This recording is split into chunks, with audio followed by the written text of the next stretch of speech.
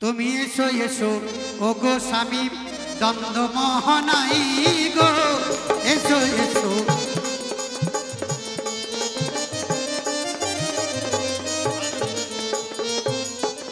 বলছে তুমি কেমন সতী হ্যাঁ রাখো উপপতি মানে উনি যে একটা স্বামী তাই বলছে। আমি প্রথমেই বলেছিলাম বাবা ও স্বামী নয় আসন, হয়তো কথাটা স্মরণ নেই। মানে বউ হাতছাড়া হয়ে গেলে পরে ব্রেন কাজ করে না বাবা, তাই না বাবা?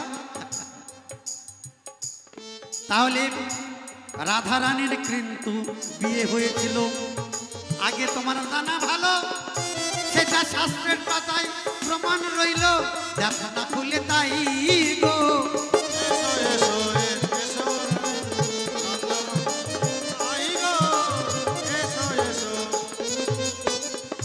নিধুবনে প্রথম রাধারানীর বিয়ে হয়েছে। আপনাদের জানাই যখন গোবিন্দ ছোট্ট, রাধাও ছোট, ব্রহ্মা এসে পুরোহিত্য করেছিলেন, ওই বিয়ে পড়িয়েছিলেন প্রজাপতি ব্রহ্মা, যিনি সৃষ্টিকর্তা। অষ্টসখী সাক্ষী ছিল, যাদের সম্মুখে রাধা গোবিন্দের বিয়ে হলো। মুখে রাধে গোবিন্দ বলো, নয়ন জলে ভেসে যাই গো।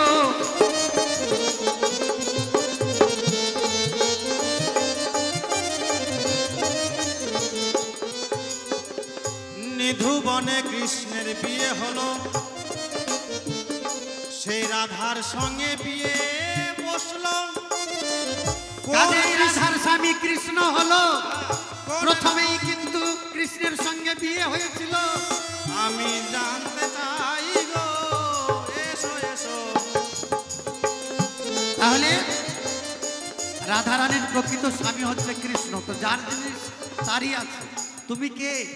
তুমি উপলক্ষ। আজ আছো কাল নাই, তিনি জগৎ স্বামী। সেই জন্যই রাধারানী সতী, সতী জন্যই যিনি গোলকপতি। কোন রাধা? গোলকের রাধা গোলক ছেড়ে আসে নাই। বললো কয়টা রাধা? 8টা রাধা আপনাদের জানাই। গোলকের রাধা গোলকেই নিয়েছে ঠাঁই। যে রাধার নাই বিরহ জ্বালা, যে কৃষ্ণের নাই গোচরণ লীলা, গোচরণ খেলা, সেটা কোথায়?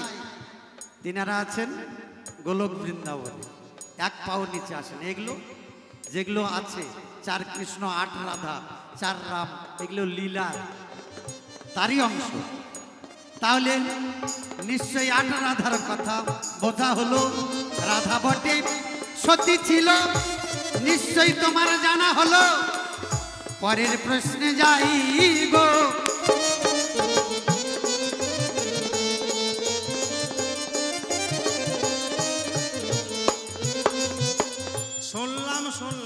শুনলাম ভালো, রাধা নাকি সেই সতী হলো। আবার কয়টা সতী আছে বলো, সতী কয় প্রকার হয় গো। এসো এসো ও গো স্বামী দ্বন্দ্ব মোহ নাই গো। এসো এসো রাধে। তার মানে আয়ান ঘোষ শুনতে চেয়েছেন সতী কয় প্রকার।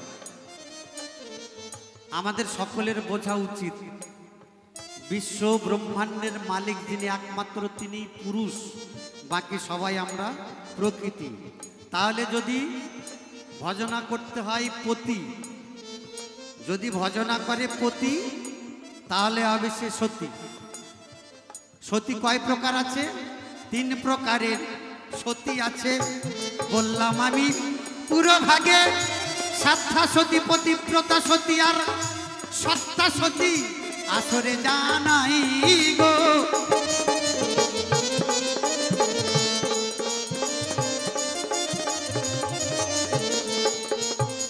সাধ্যা সতী, সাধ্যা সতী 3 প্রকার সতী। সাধ্যা সতী মানে যিনি পতিকে সাধনা করেন সাধ্যের মধ্যে দিয়ে, সাধ্যের মধ্যে দিয়ে, সাধ্যের বাইরে নয়। অনেক কথা আমরা জোট পাল্লায় দাঁড়িয়েছি, তো সেই জন্য সাধ্যা সতী, যিনি সত্তাকে সাধনা করেন, সাধ্যা সতী। পতিব্রতা সতী, পতিব্রতা সতী মানে যিনি পতির চরণ ভজনা করেন, সাধনা করেন, পতি ধ্যান, পতি জ্ঞান, পতি চিন্তামণি, এই হচ্ছে ব্যাপার।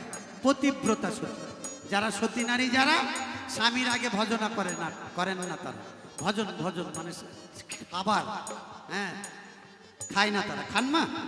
স্বামী যদি বাড়ি থাকে স্বামীকে দিয়ে না দিয়ে সেবা করবেন না, স্বামীর প্রসাদ পাবেন। ইহ স্বামীকে ভজনা করলে জগৎ স্বামীকে পাওয়া যায়। এটা হচ্ছে পতিব্রতা সতী। আর সত্তা সতী, সত্তা সবার দেহে আছে, হ্যাঁ সত্তা সবার দেহে আছে। এই সত্তাকে দেশে দেশে সাধতে হবে।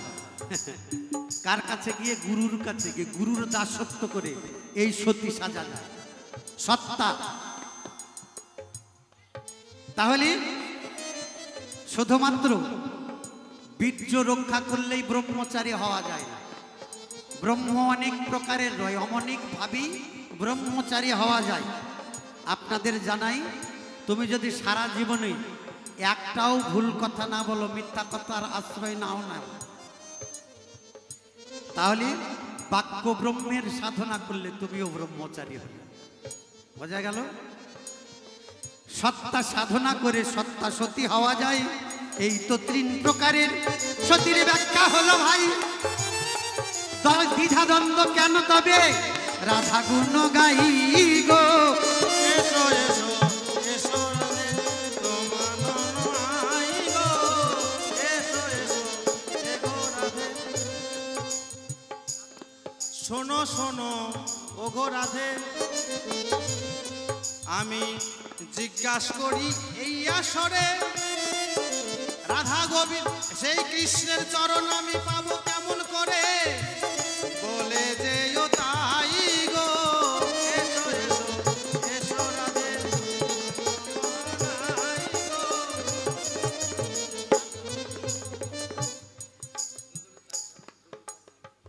তাহলে রাধার আর কৃষ্ণ, আচ্ছা যে রাধা কৃষ্ণর কথা বলছেন বাবা, হ্যাঁ, তাহলে আমরা অনেকেই বলি অভয় চরণ, রাঙা চরণ, শ্রীচরণ, যুগল চরণ। তাহলে রাধা এবং কৃষ্ণ, হ্যাঁ সবাই আমরা যুগল চরণের আশা করি, রাধা যুগল গোবিন্দ চরণের আশা কি করি। কি মা, তাই না? কিন্তু যুগল চরণের আশা করি, তা রাধার 2টা চরণ আর কৃষ্ণের 2টা চরণ, চরণ কয়টা হলো? তাহলে 4টা চরণ হয়ে গেল। তাহলে যুগল চরণ পাবো কেমন করে?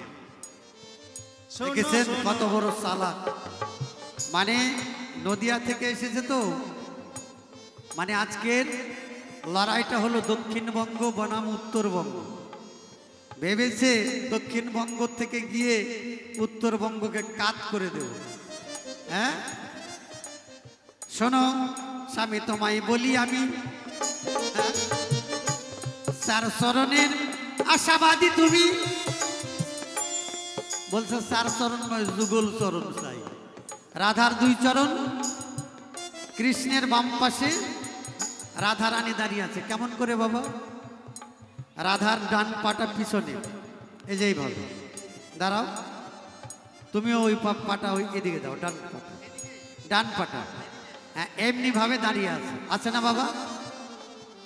তাহলে রাধা রানীর বাম চরণটা সম্মুখে আছে, আর কৃষ্ণের ডান চরণ সম্মুখে আছে। তাহলে রাধার বাম চরণ আর কৃষ্ণের দক্ষিণ চরণ,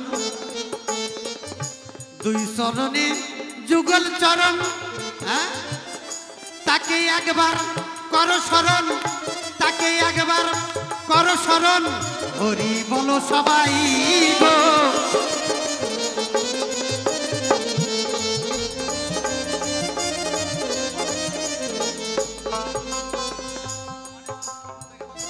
মনের ধান্দা ঘুচে গেল, আমি যুগল চোরাম, যুগল চরণ পেলাম এখন। সেই চরণে ভক্তি থাকে আমার যেন জন্মে জন্মান্তর, আমার এই সাধনা তাই গো। এসো এসো ওগো স্বামী দ্বন্দ্ব মোহনাই গো, এসো এসো ওগো স্বামী। আসতে আমার যা মনের ভ্রান্তি ছিল এত সময়, এই যে যুগল চরণ দেখতে পেলাম বাবা, হরি বল। এই শুধু যুগল চরণ যুগল চরণ পেলে এটা শেষ পর্যায়। হ্যাঁ, এরপর আর কোনো কথা থাকতে পারে না, এরপরে আর কোনো কথা হয় না। যুগল চরণ যে করে স্মরণ তার কখনো হয় না মরণ। যে যুগল চরণে পাই ঠাঁই আর সদা সর্বদা রাধা গোবিন্দের সেবায় নিয়োজিত থাকে আপনাদের জানাই। জয় জয় রাধা গোবিন্দ প্রেমানন্দে হরিবল হরিবল হরিবল। জয় জয় সাধু গুরু বৈষ্ণব প্রেমানন্দে হরিবল।